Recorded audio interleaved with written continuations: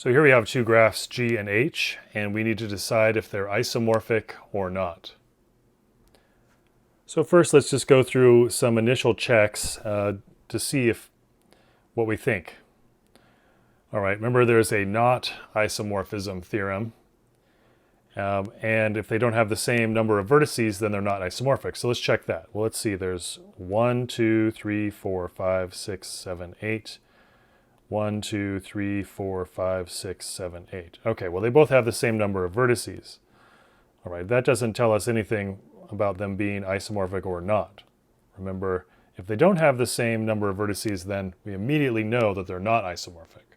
But if they have the same number of vertices, they may or may not be. All right, now let's check edges. How many edges do they have? Let's see. We have 1, 2, 3, 4, 5, 6, 7, 8, 9 edges there. All right, let's see how many over here. 1, 2, 3, 4, 5, 6, 7, 8, 9. All right, well, they have the same number of edges, so we can't use the not isomorphism theorem there.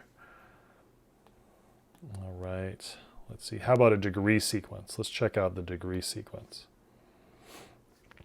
Okay, let's see this. So we have degree 1, degree 3, degree 2, degree 3, degree 2, degree 2, degree 3, degree 2. All right, so the degree sequence, I think in the Xi book it's decreasing. Maybe it's increasing, but it doesn't really matter. So the degree sequence for G, let's see, it's going to be 3, 3, 3, right? So you have 3, 3, 3, and then how many 2s? 1, 2, 3, 4, so 4 2s, 2, 2, 2, 2, and then 1. All right, now the degree sequence for H, let's see, we've got a 1, a 2, a 3, a 3, a 2, a 2, a 2, and a 3. Okay, so let's see, that's going to be 3 3s, and then 4 2s, and then a 1. Okay, so they both have the same degree sequence, so the not isomorphism theorem isn't going to work there either.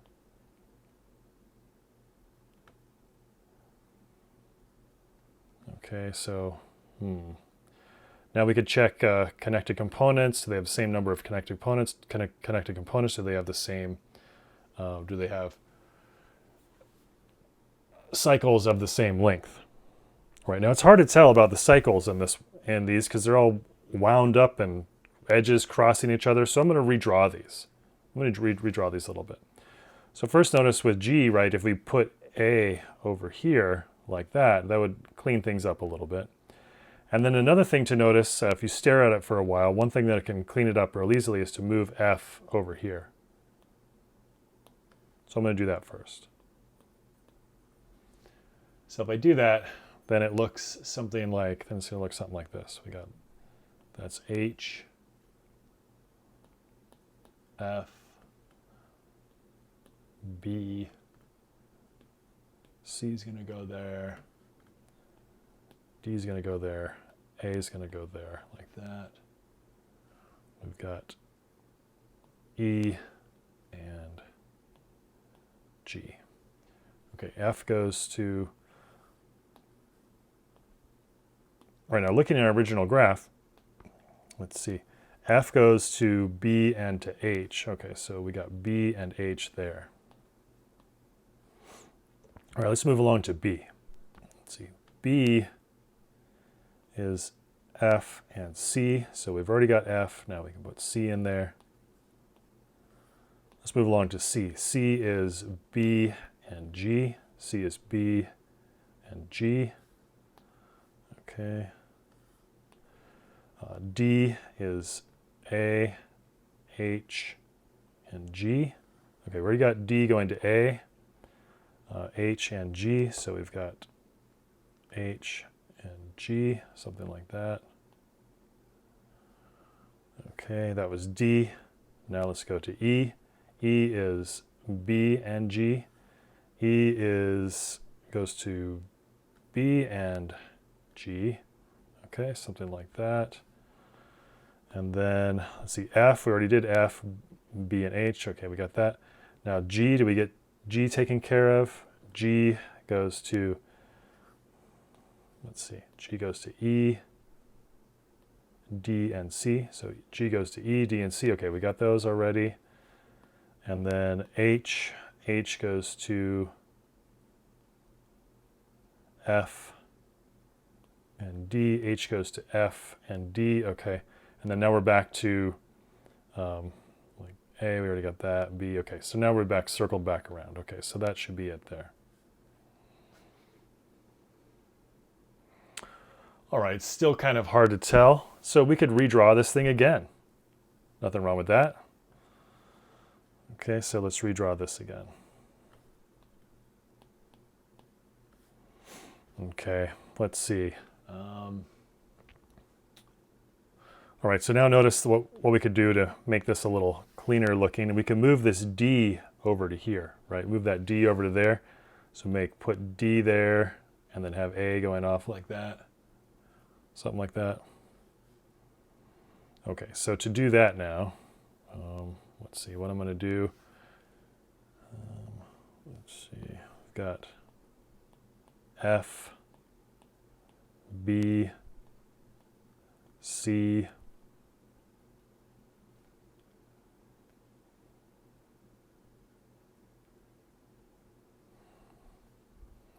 F, B, C, and we're going to move D over there. Okay, then we will have E down there, G there, H there, say D there, and A there, like that. Okay. All right, so now looking at this graph right here, let's see, H goes to F and to D, F and to D. Okay, F goes to H and to B. Okay, we got that. B goes to C, F, and E, like that. C goes to G and B. C goes to G and B. C goes, okay. D went to H, G, and A. So D, H, G, and A there. E goes to B and G. B and G. Let's see, G went to E, D, and C. Looks like we got E, D, and C there.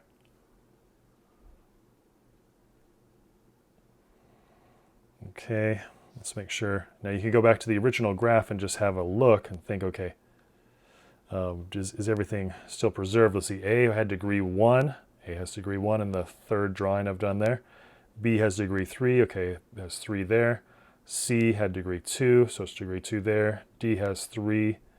Let's see, D has 3 there. E has 2. Okay, E has 2. F has 2. Okay, F has 2. G has 3. G has 3.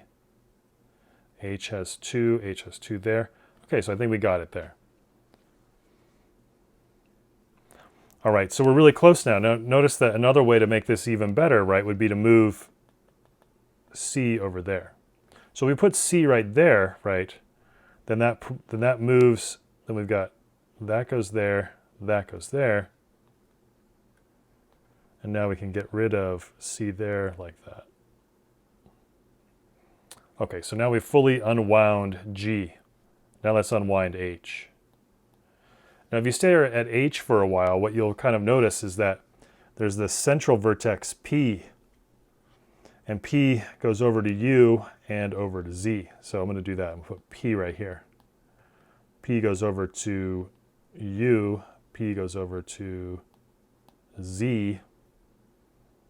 And let's look at what happens at U. So at U, so I'll draw this in blue. At U, right, coming off of U, we have that 3 cycle there. Okay, so then we have something like that. Let's see, U going to X and to W. And then Z looks like it has a similar kind of thing going with it, right? So you have like that, Z going to V and Q. We got V and Q, and notice from V we've got something going over to Y. All right, now looking at these two graphs here, looking at this unwound version of H and this unwound version of G, look what we have, right? They have cycles of different lengths, right? So here's a cycle of length 3, a cycle of length 3.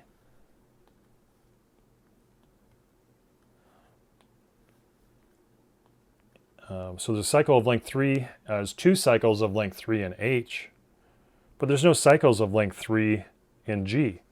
In G we have a cycle of length 1, 2, 3, 4, and a cycle of length 1, 2, 3, 4, 5, 6. So by the not isomorphism theorem, G and H are not isomorphic.